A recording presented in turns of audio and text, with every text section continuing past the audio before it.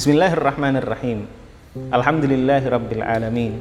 Wassalatu wassalam ala asyrafil anbiya wa ajallil mursalin. Sayyidina wa maulana Muhammadin wa ala alihi wa sahbihi ajma'in.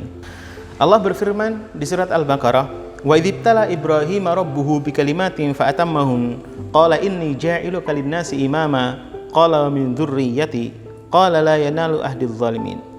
Dan ingatlah ketika Allah menguji Nabi Ibrahim alaihissalam dengan beberapa kalimat, maka Nabi Ibrahim pun menyempurnakannya.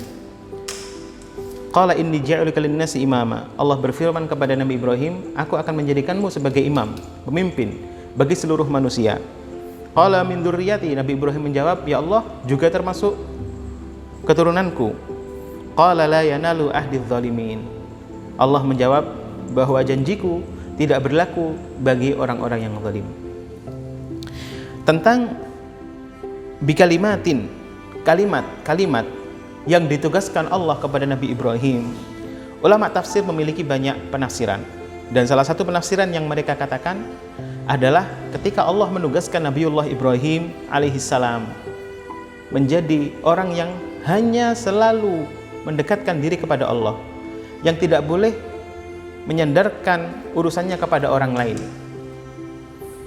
Dan di sini dikatakan fa'atammahunna, Nabi Ibrahim menyempurnakan tugasnya untuk hanya menjadikan Allah sebagai tempat sandaran, hanya menjadikan Allah sebagai zat yang dia gantungkan dirinya kepadanya, atau di dalam bahasa Arab dikatakan al-khullah.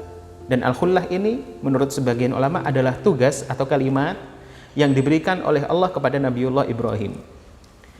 Dan salah satu bentuk kesempurnaan Nabi Ibrahim hanya menjadikan Allah sebagai tempat bersandar adalah kisah ketika Nabi Ibrahim disiksa oleh kaumnya hingga beliau akan dilemparkan ke api untuk dibakar. Ketika beliau dilemparkan ke api untuk dibakar, malaikat Jibril pun mendatangi Nabi Ibrahim. Dan malaikat Jibril bertanya kepada Ibrahim, wahai Ibrahim, apakah engkau butuh sesuatu? Malaikat Jibril menawarkan bantuan, yang malaikat Jibril melakukan itu pasti karena perintah dari Allah Subhanahu wa Ta'ala.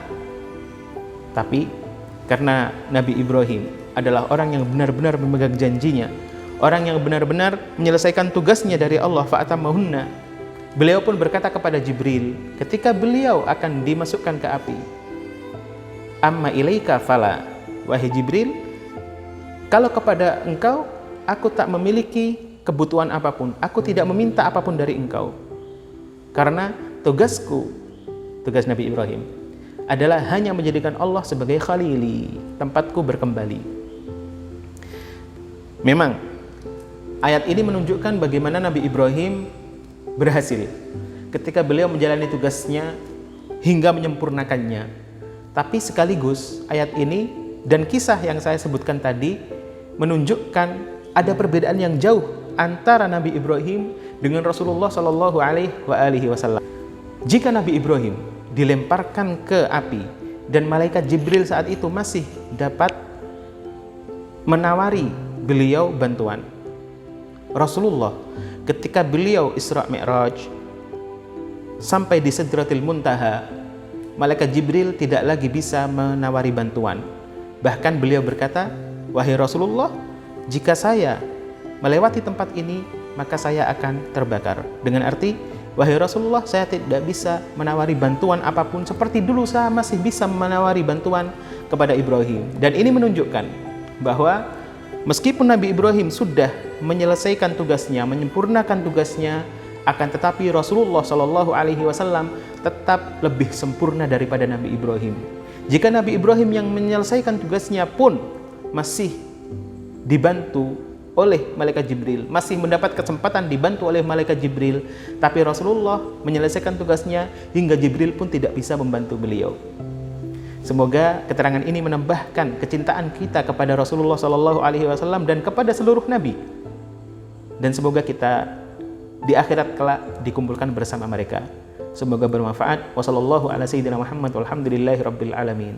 Wassalamualaikum warahmatullahi wabarakatuh.